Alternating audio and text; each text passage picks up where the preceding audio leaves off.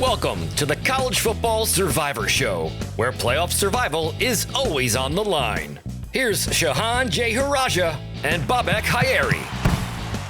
Hey everybody, it's the College Football Survivor Show. I'm Bobak Hayeri with my co-host Shehan J. Haraja, national college football writer for CBS Sports. We're glad to have you with us. We had a fun but, fairly static week 3. There were no top 25 teams that were upset. Actually, it turns out that might have been the first time since 2013, but that won't spare a team from being voted off a little later. Oh, no. But we've got stuff to talk about. A team to vote off, possibly a team to vote on, the results of the weekend, and which of our survivors are best prepared to deal with a possible quarterback injury. But first, before we dive in, let me remind you, you can find us on X and TikTok at CFB Survivor Show, where we have video highlights of the show, run polls, and listen to your feedback. Take a moment if you can, like, rate, and subscribe to us wherever you get your podcast. Shehan, how are you? I'm doing good. It's been a busy couple of days. I'm glad that last week ended up being insane, just with the way that some things worked. Actually, maybe something we can talk about for a minute is I did the college football playoff mock selection committee for the second time. So that was a lot of fun. Oh, was that this past week? That was this past week. Yeah, they had a version of it this that's past. Crowded. Yeah, and so that was good. It was it's always fun to just kind of get behind the scenes a little bit and get to see how things work. Maybe we can touch on it today. Maybe go a little bit more in depth on the next show, because we do have a packed show today. But that added some chaos to my week. I wrote 2 kind of big features, one on Colorado State, one on Purdue, because I am Mr. CBS over here, and both of them had big games. But it was fun, actually. I got to talk to a lot of people around Hudson Card and around Purdue about kind of that history of quarterbacks dating back to Drew Brees and Westlake versus Lake Travis in Austin. So that was fun. And then I didn't realize how far Jay Norvell, the Colorado State coach, had to go before he finally got a head coaching job. He was an assistant coach for 31 years before he finally got a head coaching job. And that was at the University of Nevada, which wasn't all that great a head coaching job. I mean, it is, you look down his resume, and I'm almost quoting verbatim from the story because this is how I wrote it. But like, his resume is just like a giant history book, essentially, because he played for Hayden Fry at Iowa. He later coached for Bob Stoops at Oklahoma, for Barry Alvarez at Wisconsin. He was in the NFL. He coached Marvin Harrison as a receiver. Like, he has been everywhere, and finally kind of got his opportunity. Obviously did a good job at Nevada. It's been a little slow going at Colorado State. They didn't look very good against Colorado, but that was kind of their whole thing, is like, hey, we're going to go heavy into the high school recruiting game. And even right now, their roster is like a lot of redshirt freshmen essentially playing big roles for them. So it was fun. It was fun, but I'll tell you what, I'm going to take it a little easier this week and not write 2 giant features in advance of having to work for 13 days in a row or whatever. Yeah, it's funny because now that I think about it, I remember when they hired Norvell at Nevada, that was like considered that sort of commentary came up a little bit. I was a little surprised when Colorado State poached him laterally in the same conference, but now he's been poached to a future Pac-12 team, so we can kind of put that on it as well. But yeah, I mean, he's a good interview. I got a chance to talk to him the first season he was at the Mountain West with Nevada, so I'm glad to see that things, I mean, granted, last weekend could have gone a little bit better, but Colorado State is a team that just wants to, at this point, and maybe I'm sure internally they see it a little differently, but if I were a Colorado State fan, I just need them to have a good run every couple of years, not like necessarily be a constant winner every season. Maybe eventually. And I mean, that program is going in the right direction. That stadium, I haven't had a chance to visit it, but it was a big deal when they built that on campus. Their old stadium was near campus. It was kind of a cool stadium. It was like a scoop in the earth, and they kind of built the stadium around it, but then they moved it on campus. And by everything I've heard, it's a wonderful venue out there in Fort Collins. But enough on Colorado State for a moment. We have had, as we said, this is one of those awkward weeks. Let me actually just take a step back and give our listeners, again, the format we use. So at the College Football Survivor Show, we have a list of a maximum of 12 teams that are in our conversation week to week that we focus on. And those are teams that we consider right now kind of not necessarily the absolute leaders in running for the college football playoff, which of course is 12 teams. But we try and pull those teams out. And there's going to be one team every week that has to be voted off. We can vote off more than one, but if all the teams win, like happened this past week, things get a little tricky. We're going to have to be a little more reactionary. We're going to have to take a look a little closer. And then after we vote the teams off, we can see if we want to add another team. We're not required to, except in a couple of circumstances that, again, 12-team playoff, there's going to absolutely be an ACC, obviously SEC, Big Ten, pardon me, not Mountain West. Oh my gosh, I'm getting ahead of myself here. The ACC, Big 12, and then a G5 team. So I know I listed a conference twice there, but that's the kind of morning I'm having. So all of that said, if we remove one of those teams, we have to have at least one from the 4P4 conferences and one G5 representative. So we'll go through them. We've already had a chance to replace a G5. We've already had a chance to swap out a few teams, although not yet from, I think we've stayed pretty static with at least a Big 12 and an ACC team without swapping them out. We'll see about that in a moment, but at least for now. So now we're going to take a look at what we're thinking. So the rundown of the teams we had going into this week were Georgia, which of course had an interesting game against Kentucky. We might get back to in a moment. Texas, which had no problem rolling over to UTSA, although that brought up a whole other story we're going to be talking about later on. Ohio State, which had a successful game against the bye. Alabama, which rolled into Camp Randall and really had no trouble up there. Ole Miss, which again, no problem with Wake Forest. Mizzou, which had an interesting battle with a ranked Boston College team, which we're probably going to talk about a little bit. Tennessee, which, well, man, I want to talk about that Kent State game. Well, there ain't a whole lot to talk about other than I admire Kent State for not wanting to shorten anything in the second half. They wanted to be there. They wanted to get the most reps they could against Tennessee. Penn State, another bye. Miami, Ball State, another game worth no real mention there. USC, another. It was remarkable how many byes we had this week, for the record. NIU was also a bye. Utah had an interesting game in the Battle of the Brothers against Utah State.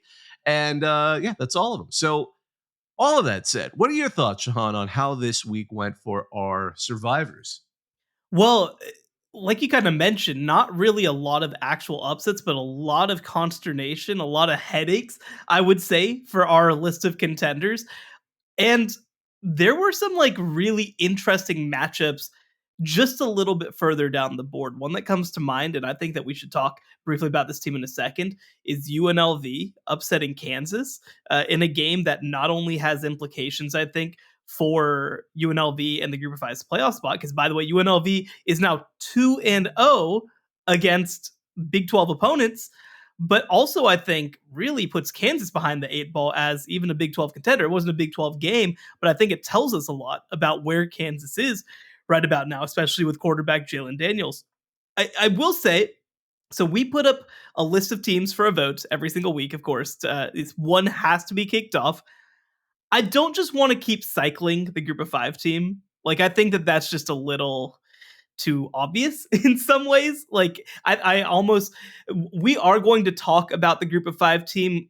We have some candidates up to get voted into the field, but I don't want to just have the Group of Five team without cause be the team kicked out every single week. I think that it's much more interesting and more valuable to actually deal with the 11 power conference teams that we're dealing with. And like we talked about, this is the first year that we're doing this in the 12-team playoff era. We might expand our power conference field just a little bit at some point. We're not doing that quite as yet, but I think that it's more valuable and more interesting to talk about it, especially in the context of the at-larges. So it's going to be, I think, an interesting discussion to figure out who we do ultimately kick out this week. Yeah, I think the G5 has really, as the show has evolved this particular season, it's almost like a parallel conversation. It's like if we have a discussion about them, I don't want to use them as the excuse not to eliminate someone from the other 11 teams. I think it's almost like because we have to replace that spot, that each of the P4 conferences, especially if a conference is having a weak season, like the ACC at the current state. We really kind of almost have to have a sub conversation about what's going on there. And at this point, the G5 is such an open race. It seems like that. Yeah, it feels weird to throw NIU under the bus only because they simply didn't play, especially after Notre Dame went and absolutely decided to rip Purdue apart just to prove that they could. I mean, they hit was it the highest points they've ever scored since like the 60s? I mean, it was something ridiculous that was going on over there. I mean, and I was thinking about the fact that you had done that feature, and I'm like, here is your Boilermakers squad. Yeah. Notre Dame is just making an example of them in front of everybody. Yeah, my goodness. They wanted to get some anger out. And look, we've talked about it. I mean, I think that their pathway to getting back into the playoff, especially with USC looking pretty good, it's going to be tough. I don't think that they can afford a second loss. I think that they're going to have a tough time, even if they are a one-loss team. But we will keep them in mind, right? And I think this is the other piece too. So let me touch on my selection committee experience just for a second here. We went back and looked at the 2023 season. And one of the things that really is interesting is ultimately that I think that that when you start to look at the field, it's like the very top, those teams really separate themselves when you're creating the rankings.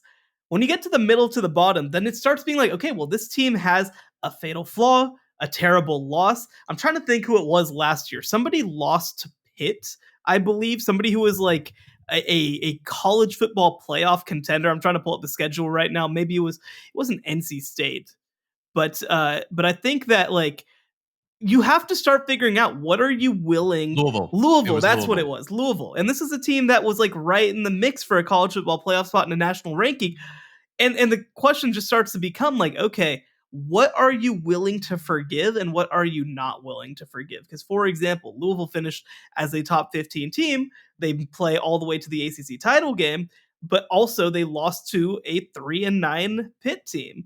And I mean, that was a weird loss because it was right after they beat Notre Dame. I remember that. It was like they just kind of fell flat at the awkward time when everyone was suddenly noticing that. And I'll tell you what, it's much nicer to be in a situation like, let's say, what Georgia is this week, where you play the weird game but you win and you get to count that as a win. I think even back to a couple years ago when Washington had that weird game. I don't know what it was about Arizona State, but they had Washington's number whenever Kalen DeBoer was there. They hand them a loss back in, I think it was the 2022 season. 2023, they take them all the way to the wire, and this is a terrible Arizona State team. But like, so I think that we are going to get into this question in the college football playoff in the expanded era of like, what are we willing to forgive? What are we not willing to forgive? But I think that, to kind of keep it moving, right?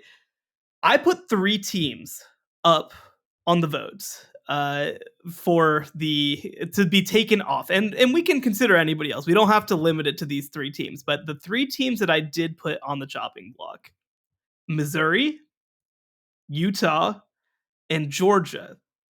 Now, I tongue-in-cheek last week put Georgia because obviously they didn't do anything to get kicked off the board last week. I was just more curious, like, what will people vote for in a poll? What are people just willing to click on? And the answer is 2.4% of people were willing to click on Georgia last week before they played this game against Kentucky. Look, I'm not going to vote for Georgia to be the team kicked off, certainly, but they didn't look like a team that was going to win a national championship when they played Kentucky this week. Yeah, this was a week where I actually thought including Georgia was more of a, okay, I could kind of see that, at least as part of the discussion. Not likely, but certainly worth discussing. Now, Mizzou, I was kind of like, why do we always put Mizzou on this list? I mean, you know what? There's an aspect of the polls don't like them on social media because they're like, what is Mizzou doing here? And the answer is, well, playing pretty well. I do want to talk about that game for 1 second because Missouri, of course, like you mentioned, plays Boston College, really competitive game. They have a fascinating non-conference, by the way, Missouri does. We've talked about it before. Not only do they play Boston College, but they go on the road to play UMass on the biggest day, by the way, of the college football season, October 12th, when Texas is playing Oklahoma and Ohio State's playing Oregon. Like, Missouri's playing at UMass just for reasons, but 27-21 is the final. Boston College very much had a chance to win this game. They were very competitive, but like Missouri played a good team and won, right? Like they did what they Yeah. had to do. That's all that you can ask of them. I think the other thing that I like about what I saw from Missouri in this game is that their defense looked good. Like I was curious how it was going to be because Thomas Castellanos and that Boston College offense had done a great job of moving the ball against everybody that they played. I wanted to see how Missouri's new look defense kept up, and they did. They held Boston College 49 yards, 1.9 yards per carry. Castellanos was able to get free a little bit, but there was like a broken play early in the game that got them points on the board. I don't really fault Missouri too much. That was just something that kind of happened in some ways. The first quarter they did have a more consistent drive, but then it was the last drive of the game that Boston College got back into the end zone. So really, when you look at the competitive snaps in this game, Boston College was mostly held under control by Missouri's defense. And offensively, like I don't think that Missouri had their greatest game ever, but it was efficient. It was fine. They rushed the ball at a relatively consistent level. Like they showed me enough that, like you said, I don't think that they should be on the chopping block this week.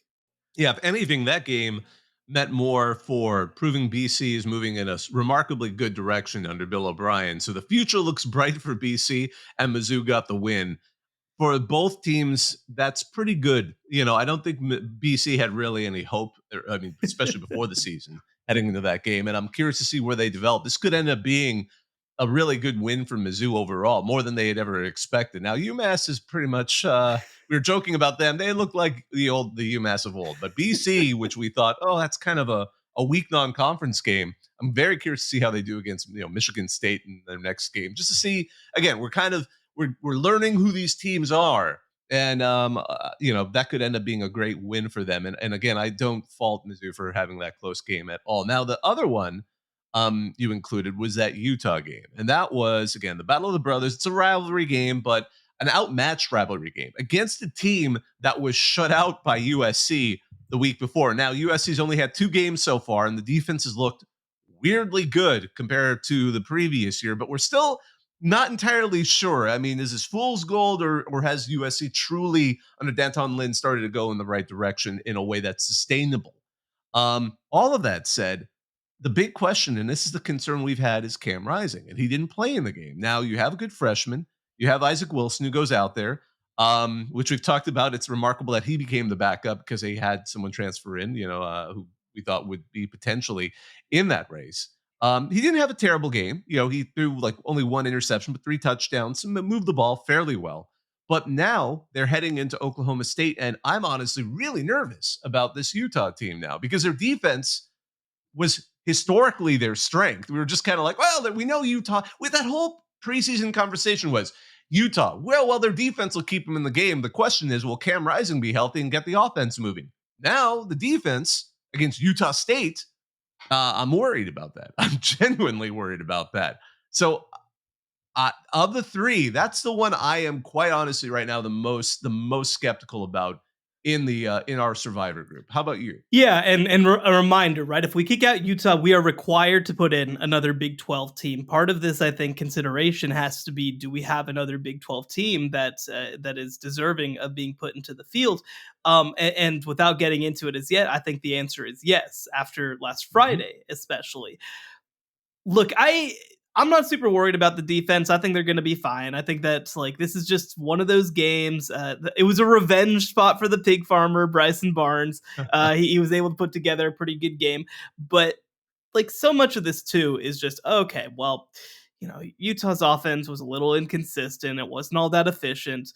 And I think for me, the concern is much more, I just don't know if this is a good team without Cameron Rising in the lineup. It took me back, not all the way to when Bryson Barnes and Nate Johnson were the quarterbacks last year, but into that range. This Utah State team is they are not good, right? 36-14 against Robert Morris, and then 48-0 against USC. They have an interim coach because of some weirdness with their former coach Blake Anderson that led to him getting dismissed. Like they're not the type of program that if you are a college football playoff contender, you should be playing around with in the second half. And that's kind of what was going on. It was 17-14 at halftime. That doesn't do a whole lot for me. And look, we both picked Utah as our Big 12 representative in the college football playoff. I still feel pretty good that that's going to be the case, but there have been way more cracks that have revealed themselves in the first couple of weeks for me to just say we can continue to pencil them in. So my vote personally is for Utah. I will say we did again put it up to a vote of the voters, and Missouri was a narrow winner of the of being voted off the island. I will mention those Jayhawk fans. Don't forget, they may have lost UNLV, but they will win a poll. I'll tell you. And there's another team from the state of Kansas that also I might mention whenever we get to our list of teams to be added on might have found their way to the poll, and we respect that. Stuffing the ballot box is a very valid way to involve yourself in this podcast. Mizzou got 45.9% of the vote, Utah 42.2%, Georgia 11.9%. So you have the deciding vote. Do you want to kick off Missouri? Do you want to kick off Utah? Yeah, this one to me is an easier guess, only because we talked about how competitive the Big 12 is going to be. And it's been interesting to see the teams that so far are in the mix. I mean, Iowa State hasn't quite played enough. I mean, they beat Iowa, which could end up being a significant factor. K-State beating Arizona, which we'll talk about in a bit, was also impressive. I mean, so there's other candidates. There's more candidates. BYU is 3-0, and I'm very curious to see what's going to happen next week. UCF is another one where I'm like, wow, they're 3-0. Arizona State beat that, difficult Texas State team in a heck of a game on Thursday night. That's all I got to say about that. But all of that said, I think there's better. I mean, better might be a relative term, but there's certainly more qualified. There's enough qualified candidates to swap out Utah. They're almost, I don't want to draw an analogy exactly to the G5, but it's a similar situation. We've got one spot right now without another team really filling in at large, but a lot of teams that really could make an argument to be in that spot. So at this point, because it's so competitive, I see a better reason to remove, because again, Mizzou, a close game against BC. I respect that. That was more impressive to me than whatever the heck was happening with Georgia at Kentucky. But it's still Georgia, and they always have that weird game a year, and that could have very well been it. If I see one more weird game but from Georgia, then I'm going to be a little more concerned. Right. But right now, I'm thinking it's definitely going to be Utah. I mean, maybe they'll play themselves back up, but right now Utah looks the weakest, and I'm really curious to see if we're going to be looking back and saying, yeah, now next week we'll be looking at a loss they've potentially taken out there at Oklahoma State. So how about that? The Utah Utes are out from the Big 12. Let's jump ahead to the team to be added in. And I only put one up for consideration from the Big 12. We can consider others. But to me, after what happened last Friday, I think that Kansas State deserves to be that team under consideration from the Big 12. Their win against Tulane looks a little better now after the way that Tulane played against Oklahoma as well. But the bigger thing is they absolutely smacked Arizona. Oh my goodness. 31-7 was the final. Arizona scored on, I think, their first or second drive of the game and then did not score again for the rest of the game.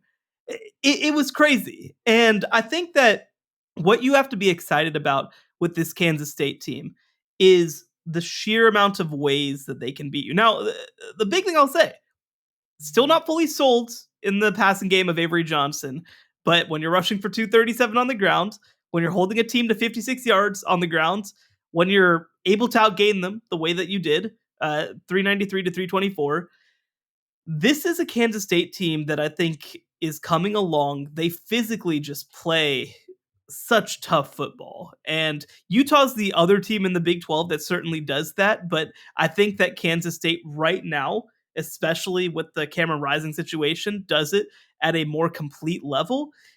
They also, this is actually the most interesting thing, is over these next 2 weeks, Oklahoma State gets to play both of the top Big 12 contenders in Utah and in Kansas State. I think we're going to learn a lot about all three of these teams based on what happens over the next 3 weeks. So right now, I'm voting to put Kansas State into the field. I'm voting to take Utah out of the field. I will say it doesn't actually matter what your vote is because Kansas State fans jumped all over this poll. 79.7% say yes, add Kansas State to our list of college football playoff contenders. But this is a spot to watch not just for week 4, but I think especially when you head into week 5 as well. Absolutely. And I think Kansas State took the lead with that win over Arizona. That was a remarkable game to watch, especially as Kansas State started to make separation. Arizona looked a little weak last week, and now I think we started to see that come to play in this previous game. It was interesting to watch Avery Johnson. He didn't, I thought he had a decent enough game, great on the ground, great in the air, didn't make any major errors. The only error he made was wearing a necklace during the game because it was a great moment where the referee is coming up to him and because his necklace is like dangling out of his, why don't wear a necklace? I like, guys, everyone, like I'm not in this show wearing as much jewelry, but Sean can tell you I wear a lot of jewelry. I'm not going to wear that if I'm going to be tackling people and people might grab it from me. So it was actually a wonderful moment because the referee's pulling it from his. I mean, he doesn't realize his necklace is often dangling outside of his pads, but it's so funny. The referee kind of grabs it and then he just kind of, you don't have to be a lip reader to know he said an expletive when he realized what had happened, but they got it back on. But anywho, all of that said, that was his worst error. The only team that has a quality win at this point, and again, it's a TBD, is Iowa State's win over Iowa, but they've only played 2 games. And I don't feel like we've got enough out of Iowa State to know because their previous game was against North Dakota.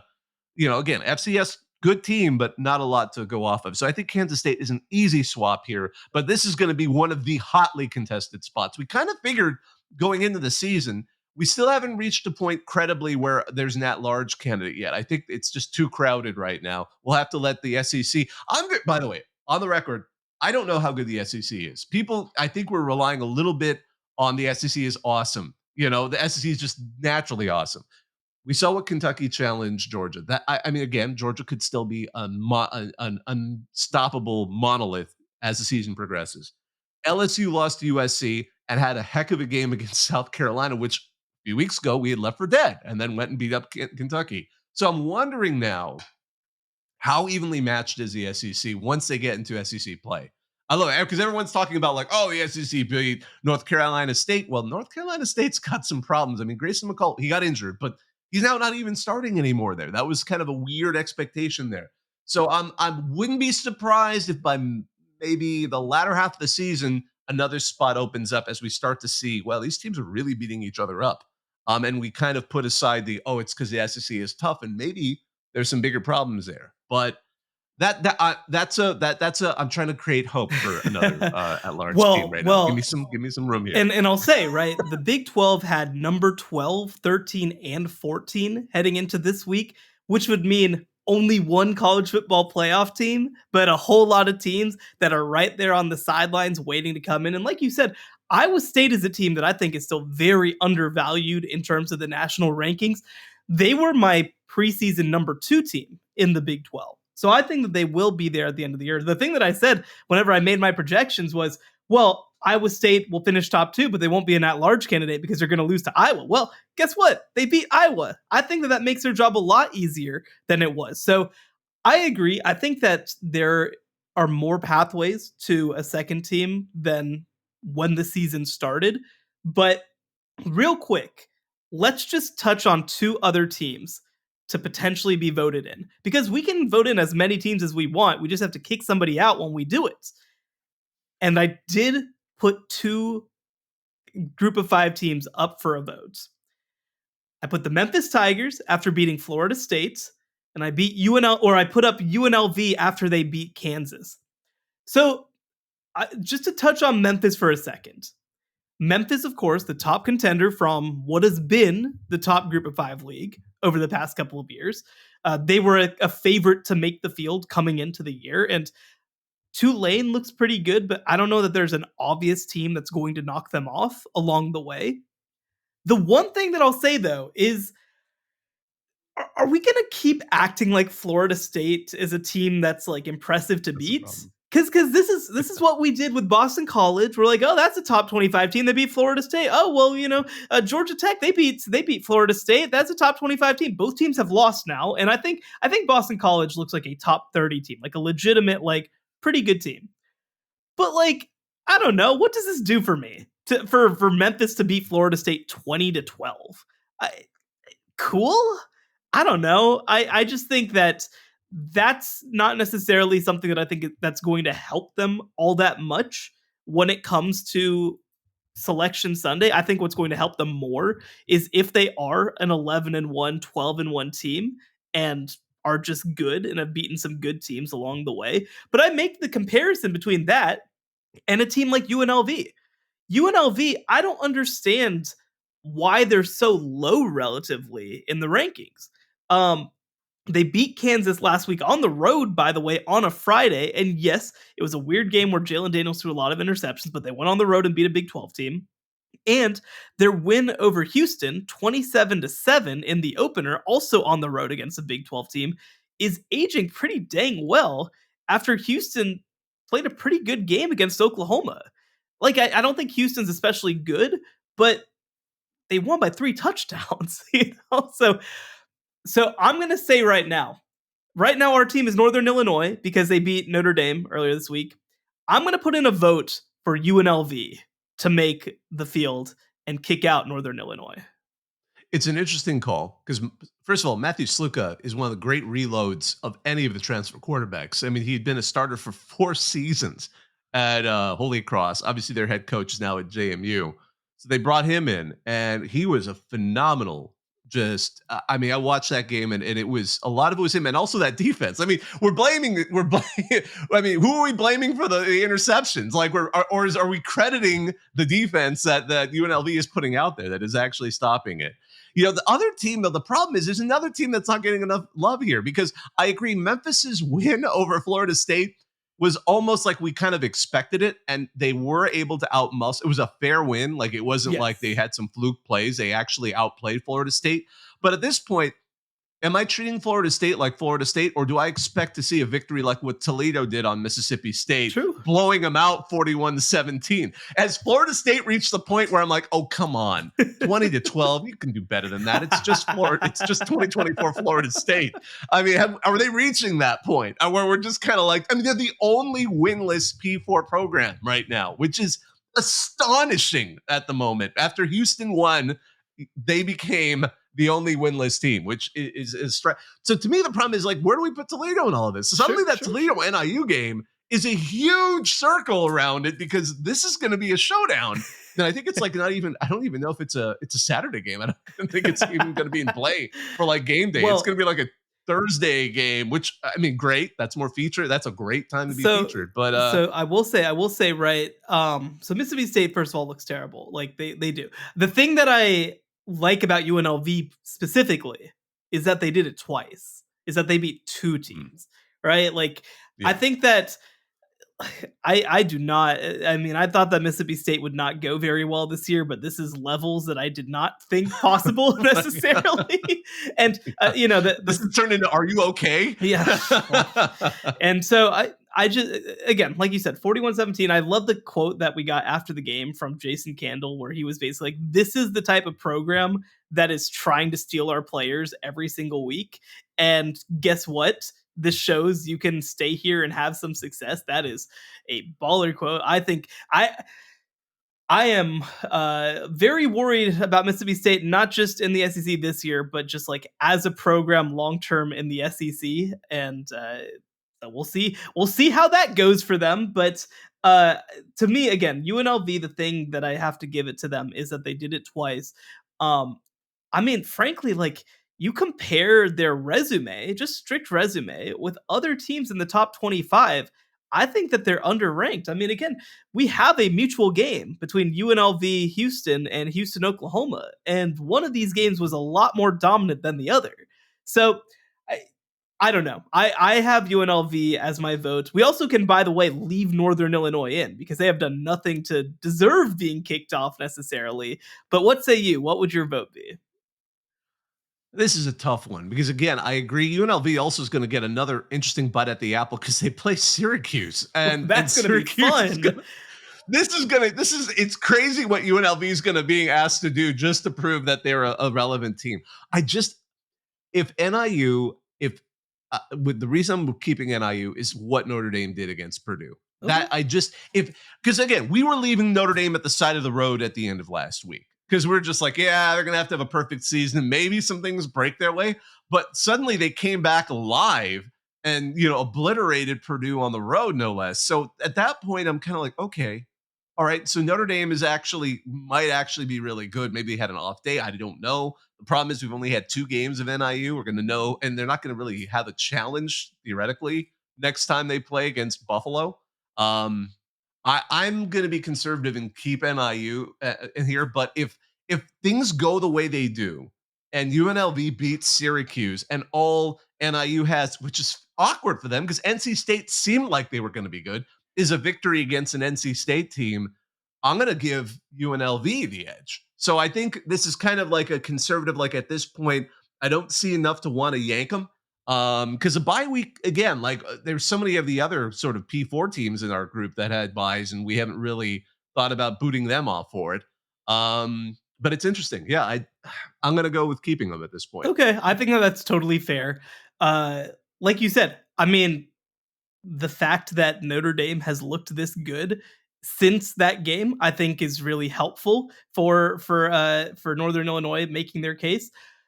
I think that the other thing to mention, just like and we, I feel like we've touched on it almost every single week, but I want to almost formalize this: the expanded playoff and the way that it's been established and the way that it's set up has created essentially like entire subplots of the college football season. And look, I understand the perspective, right? Like I was already watching, the Mountain West. I was already watching the AAC because I was, right? Like I mean, I was down here in the state of Texas covering North Texas games. Like I've done this for a while, but this is a way that the group of 5 gets forced in some ways to be on the national platform, gets forced to be part of the national conversation because they are a legitimate subplot of the college football playoffs. So far, and we are a playoff show, so we're a little more, kind of dialed into this from week 1. But I think that so far, this whole system's working out pretty well for us.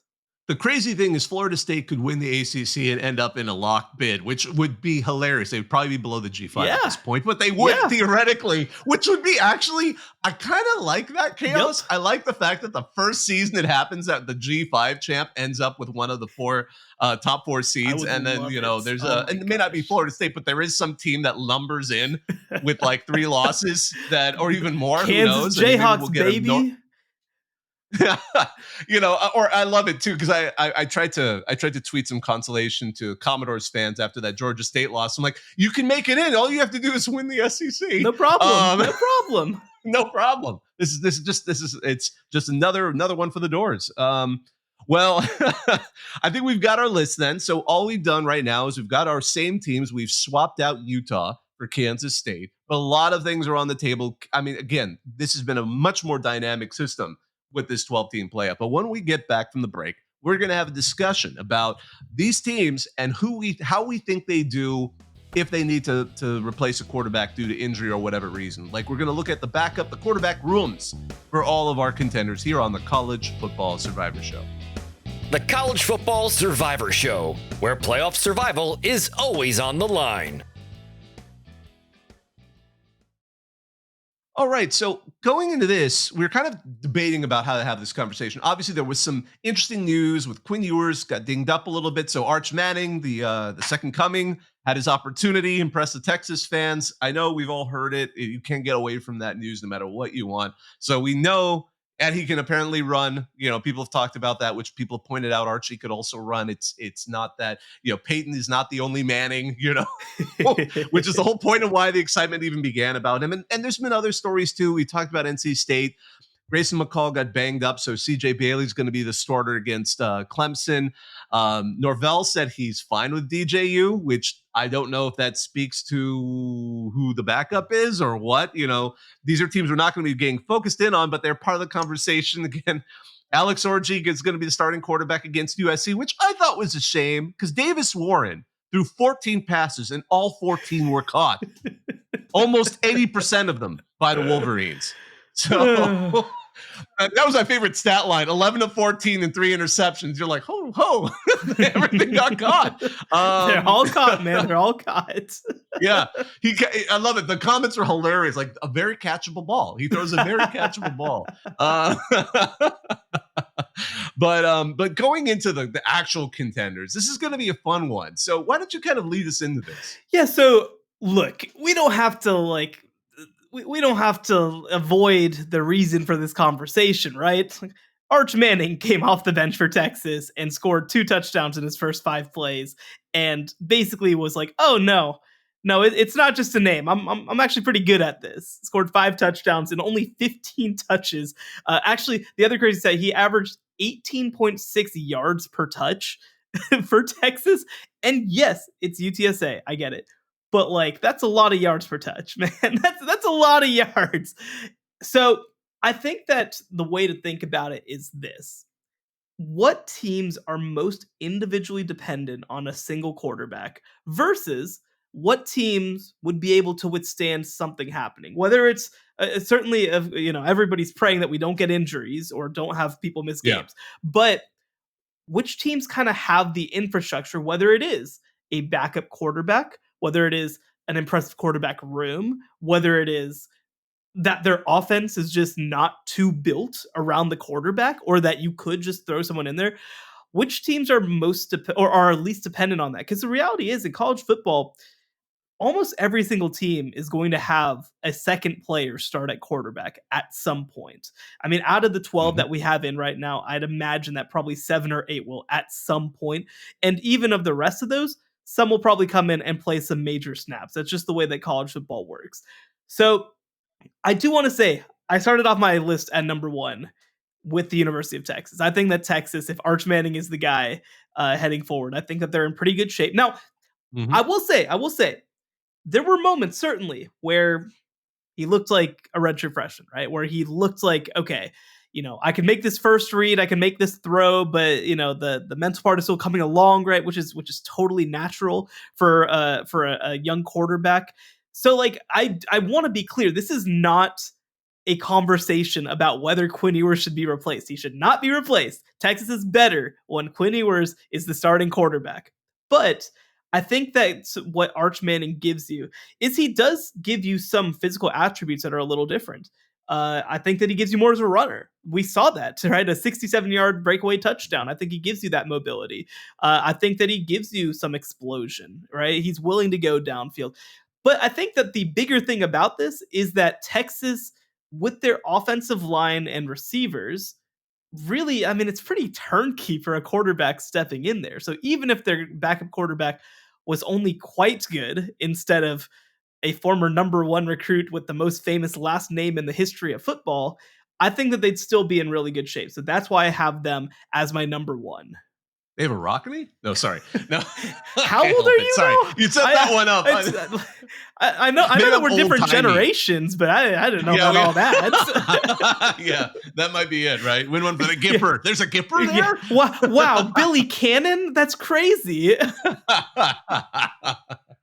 But so I think that's a great one. I think it's hard to make a challenger, only because every time he's had a chance, be it a spring game or a backup role, Arch Manning has impressed. And the Texas faithful have not let that go, and they've kept it in the collective consciousness, as I pointed out earlier. But I think it was more interesting to kind of look at the second one, because then you look at quarterbacks, who do they have, who's got experience. I felt, because again, I don't think this is in any stretch the team I would put second in a ranking of total team ready to run for a championship. Although Texas is now, as we saw, the AP number 1, and I think that made a legitimate play for that consistently, on how they played consistently versus Georgia in the last 3 weeks.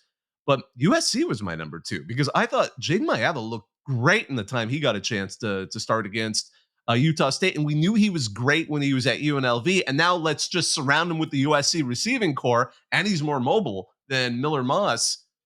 I think he's arguably the best. I mean, he's up there in the top 1-2 tandems that are there. So if I'm a USC fan, from what I saw there, I'm not worried because again, he's a young quarterback. So he went in kind of like Jalen Rashada is at Georgia, although Rashada's kind of been placed in a way where he's probably not going to play this year. So I don't factor him in necessarily when I'm talking about Georgia.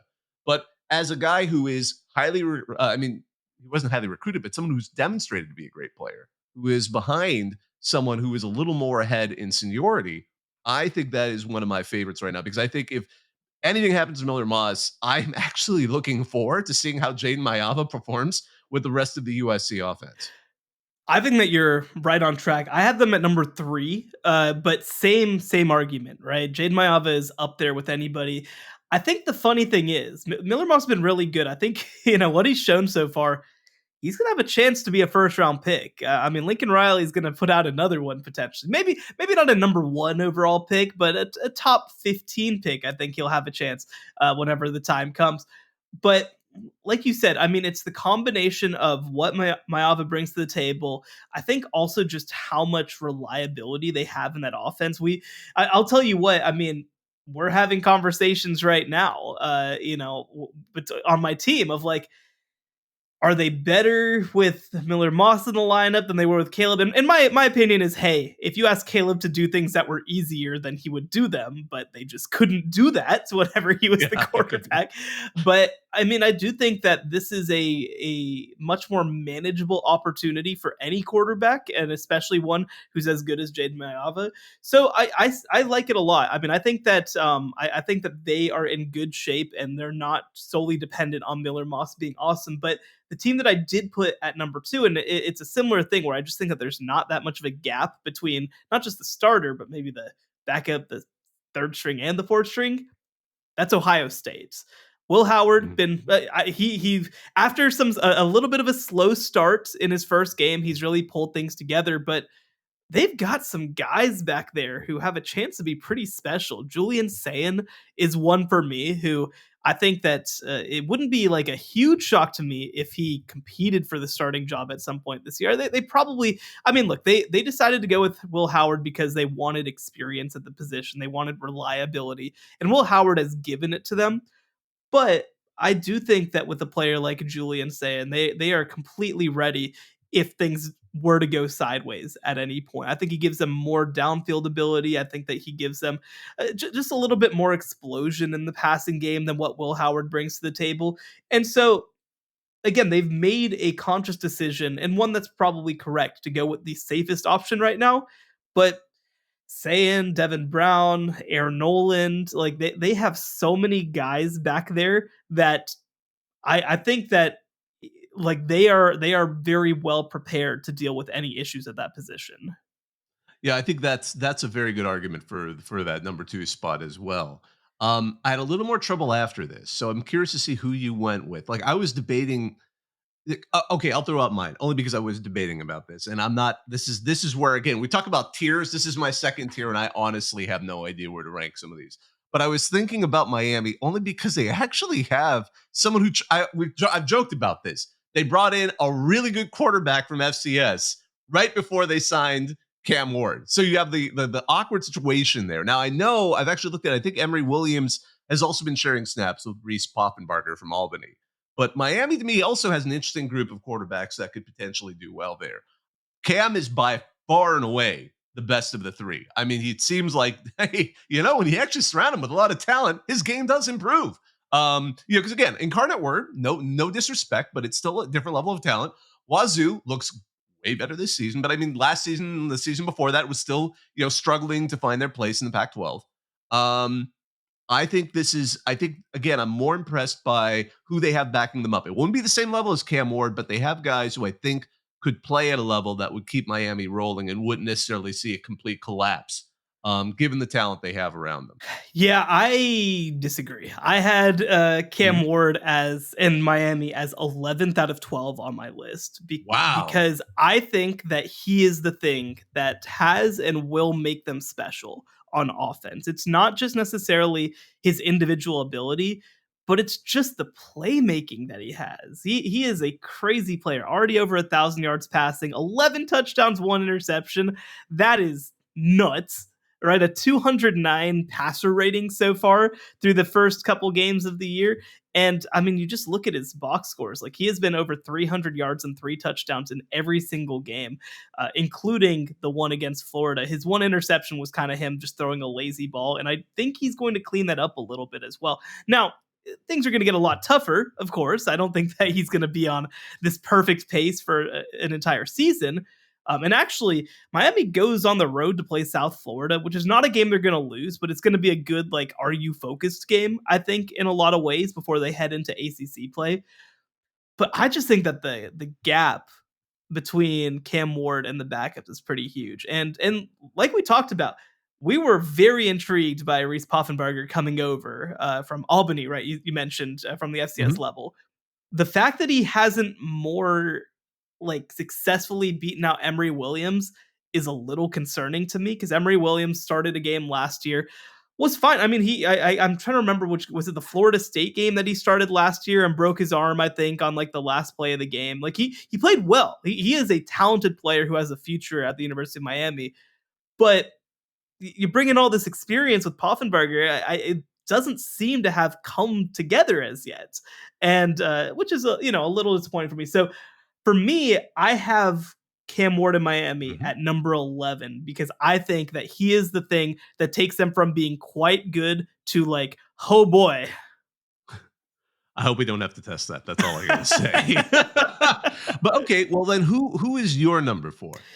Yeah, good question. So my number 4, and again, like once you get past that top 3, it's pretty close when you get around here. I ended up going with Penn State as my number 4. Drew Aller, of course, I think has taken a step. There's no question to me that he's taken a step. The question is how big of a step has he taken? I think the more interesting question is, and they've only played 2 games, by the way. They played the weird Bowling Green game, and then they played the awesome game against West Virginia, which is aging a little worse now because West Virginia looks like a total disaster right about now. But I think that Bo Prabula also gives them something in the running game that just it would be a different type of look. It would be a different type of offense. But I think you've seen these moments where even the way that Penn State calls their offense is a little like, we'd like to have a guy like that out there. He's come in as a running quarterback for stretches. He had 3 carries for 25 against West Virginia. He threw a touchdown in that West Virginia game. Like, Drew Aller is better, 100%. And I think that it's really early to know for sure about what this Penn State offense will look like when it's fully operational. And we're not going to figure this out this week because they're playing Kent State. So I think the next week against Illinois will get maybe a little more interesting. That's going to be an interesting prove-it spot for them. But I don't think that this is a totally quarterback-based program, right? Like I think that we saw last year. I mean, they were bad at the position whenever Drew Aller was starting for them last year, and they still managed to go on and win, 10, 11 games. So I think that Penn State right now is my number 4. I think that's a good call. They were my number 5 because of that, and seeing how they're using Bo Prabula and all of this. And my question is, when we were talking about it too, I'm like, is this like last year's Kansas State team where you have a guy more talented than the Will Howard, but like someone who is in that kind of role with an Avery Johnson type? So you have the person who is more of the pocket passer and the person who can be a little more dynamic, behind center. So it's kind of it's an interesting balance here, I have to admit. And we're not going to get you right. Much indication. Kent State's become like the test your might challenge for various teams to show what they can do. I mean, we saw what happened with Tennessee. Now we'll see how they do against Penn State. Kenny Burns should briefly be replaced with Ken Burns so we can have some serious narration of the battlefield, like battlefield narration, the Kent State players. I don't know, maybe narrating tweets, or with a pro, my dearest, Gladys, you up? I don't know. Like I'm trying to imagine. Oh boy. I don't know what's going on here. But I think that's a good call. I think again, we see 2 quarterbacks that definitely have we'll see how they work out. But again, it's Andy Cole Nicky, baby. We're seeing how this is working out. It seems to be a little more creativity than we've been used to out of Penn State. Who do you got after them? Yeah. Let's touch on this middle tier just a little bit because it's kind of the 3 SEC quarterbacks that are in the middle of the class. That's I have Ole Miss at number 5, Jackson Darts. I have Carson Beck in Georgia at number 6, and I have Brady Cook in Missouri at number 7. The reason that I have Dart and Beck ahead is just because I think that they have decent backup options. Jaden Rashada coming in, of course, as the primary backup at Georgia. They don't want him to play, right? Like they don't want him to play, but I think that he will be prepared if that moment comes. And also, again, like this is even last week, they looked terrible passing the ball. They only needed kind of one or two big passing plays from Carson Beck, and I think that when they play good teams, they're going to need him to show up. They're going to need him to be one of the best quarterbacks in the country. Until then, I don't think it necessarily matters that much with the way that they run the ball and defend. Jackson Dart, they've got Walker Howard over there, the really highly touted former 5-star as a backup. So I think that they feel pretty good about that position. And again, like I think that this is kind of a tier unto itself because I think that it's quarterbacks that are really good but aren't necessarily making or breaking alone the chances of these individual teams. I think the Brady Cook one is the most interesting because he is, I mean, out of all the players on this list, he's probably ninth or 10th in terms of being an individual player. The backup's Drew Pine, and I think that that's not bad, but certainly it's a downgrade. And I think that the question is, all right, are you just able to kind of lean on your wide receivers? Does it just work the same way, especially with Luther Burden and Theo Weiss, if somebody else is the guy throwing him the ball? I think that at one point I would have said absolutely, like Brady Cook does not matter. But I think that after last season, I feel a little more like he might matter. That's interesting. So do you think that, because I'm trying to parse these three between Yes, each other. yes, yes. I agree Ole Miss ranks higher for me than the other two in terms of just the overall ability and the system they have there. But does Mizzou have a system that, as you said, do you think it is more Brady Cook, or do you think if you put Drew Pine there and he can manage the game with the talent, throwing the ball to Luther Burden, to keep the system moving forward in a way that could match Brady Cook? I mean, versus like if Carson Beck goes down, do we think? Because I mean, to me, I always thought Rashada. I looked at him as like if he's starting, something's going really wrong at Georgia. Sure, sure, At sure. that point, because I think they would want to avoid that as long as possible. I mean, I think for that reason, I put Mizzou just a little bit ahead of So I Georgia. think that and I think that that's a totally like reasonable take. I think that what I would say is Missouri needs a passing game to be good, and Georgia does not need a passing game to be good, right? If that makes sense. Like I think that Mhm. that if Missouri's receivers aren't the guys making plays, I don't think that this is a top 10 team. They still might be a top 20 team. Like they have run the ball at an extremely high level so far, but I think that for them to be a special team, it's got to be their receivers making plays. And I think, look, if Georgia stopped passing the ball at a high level, they'd just become 2019, 2020 Georgia, which is still like a really, really good football team. Um, but to be a title team, yes, I think that they need to pass the ball. And by the way, like Rashada, of course, I think would factor in. Gunnar Stockton is their primary backup right now. Rashada hasn't played for them quite as yet, and Gunnar Stockton's only thrown 31 passes in his career, but a lot of them are good passes to this point. So I think I think that for me, I think that Georgia's infrastructure just gives them a little bit of a leg up. Mhm. That's fair. I think that makes a lot of sense. So how do you then, with your ranking, you've got three teams left. You have Tennessee, Alabama, and K-State, and all of them have. I could see where you're And going with Northern this. Illinois. Don't forget Northern Illinois. Well, no, sorry, I feel bad. I kind of they were I respect you, Northern Illinois, and I looked it Well, up. Ethan Hampton and Chance Macon, who is a Arkansas Pine Bluff transfer, and Josh Holst. I got all you guys. I see all of you guys. At this point, though, I'm having a hard time placing you anywhere, and I think that's the nature of so the G5. Unless we're ranking running backs, and Boise State was in the mix, and that would be yeah, a lot more and we competitive. will do that if Boise State gets back on the list. We will do that, I assure you. So Mhm. Here's what I'll say. Okay, I have them. I actually have Northern Illinois number 8 on my list. And I'm gonna run through the bottom half a little quicker. I think that I get the argument you're making here, by the way, but keep Yes. going. So the reason that I say that is this is a team that is primarily built around their running game. With Ontario Brown, who actually we could have a hell of a group of 5 running back ranking, just independent of everybody else. Ontario Brown up there with anybody. But the thing that you got to give Ethan Hampton is that he has not made any mistakes to this point. 6 touchdowns, 0 interceptions, 72% completion. His passer rating is actually technically a 236. I Look, if he had to throw out more volume, I don't know, but like he hasn't had to do it to this point. He was 10 for 19, 198, and a touchdown against Notre Dame. That's pretty dang good. So like I think that I, I mean, you ran through their backups. I mean, we see you, we hear you, man. But like, I think that the likelihood that they're able to replace with a player who will be as consistent as the junior Ethan Hampton has been is very unlikely.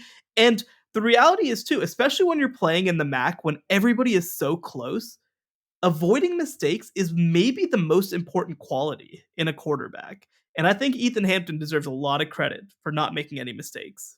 Absolutely. Okay. Well, then after that, how do you rank? Let's go down your. We know Miami's Yes, 11. yes, yes. Let's rank the rest. So let me go to the bottom first. The team that I think is most individually dependent, not dependent. I don't want to put it that way, but the team that I think benefits the most from who their guy is versus the replacement level is Jalen Milroe at Alabama. I think that Yeah. it's not just the fact that he's putting up big numbers, and it's not just the fact that he's really good, which, yes, both those things are true. It's the fact that he is a game changer in the passing game as much as he is a game changer in the running game. None of the other quarterbacks on Alabama's roster are running the ball at the level that this guy is. 156 carries, 6 touchdowns so far. He's had at least 4 touchdowns in every single game. And this is like an existential conversation about sports that really is not for this podcast of like how much do you value guys who play kind of this heliocentric, like is it more important that they run and pass, or is it better if they just pass it out? This is really an NBA discussion about whether triple doubles matter that we're not going to have today. But I do think that like you look at him and you look at his effectiveness in the red zone and in the running game, like it is huge. I don't think that anybody else really gives him that to that level. So that's why I had him at number 12 per se as the most irreplaceable one of these players relative to their roster. So at 9 I had Kansas State, 10 I had Tennessee.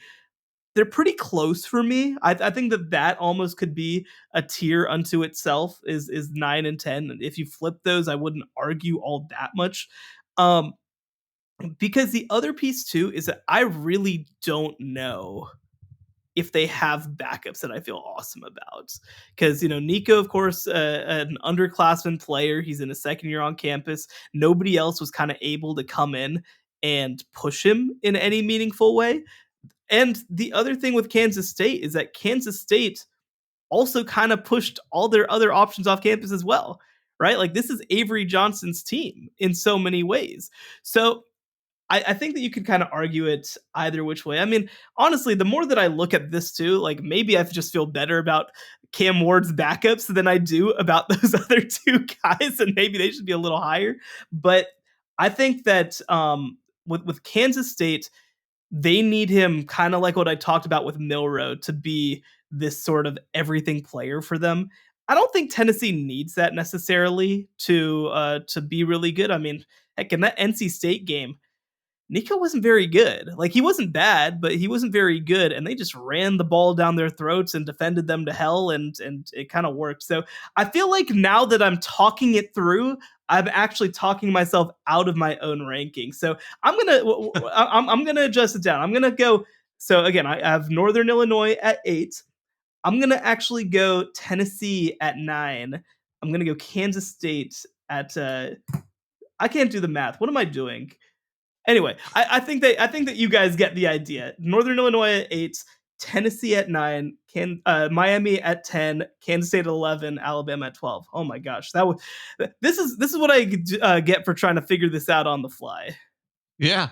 I agree though. The team though I'm most I guess with Alabama, I will say though, they do have Austin Mack floating back there, and he came with Kalen DeBoer. Now, granted, he's young; we don't know enough about him, but he was someone who Kalen DeBoer was able to recruit and bring with him, and we know he's got an eye for quarterbacks. So, of those, at least that's a name where I'm like, okay, that guy could turn out to be quite good. But of course, right now, Ty Simpson, I believe, is the backup right now. So that's one of those. It's going to have to turn into a dire situation if we start seeing Austin Mack throwing for Alabama at this point. But I think there's some legitimacy with all of these rankings, and this is a fun exercise of we hope it does not happen to kind of work it out. But we'll probably see some of these guys play. That's for sure at some point or another. Just like the same reason we saw maybe for whatever reason, and given how that system is going. So, yeah, I think on that note, this is a good spot to kind of start to wrap this up. We've been kind of going on for a bit. Wanted to thank all of you for listening. I wanted to thank our producer, Joey Aliberti. Be sure, if you can, like, rate, and subscribe to us wherever you get your podcasts. You can find us on X and TikTok at CFB Survivor Show. He's Shehan Jayaraja. You can find his work at cbssports.com and at Shehan Jayaraja on X and TikTok. I'm Bobak Kyrie, part of the group that runs Reddit CFB. Thanks for listening, everyone. The College Football Survivor Show, where playoff survival is always on the line.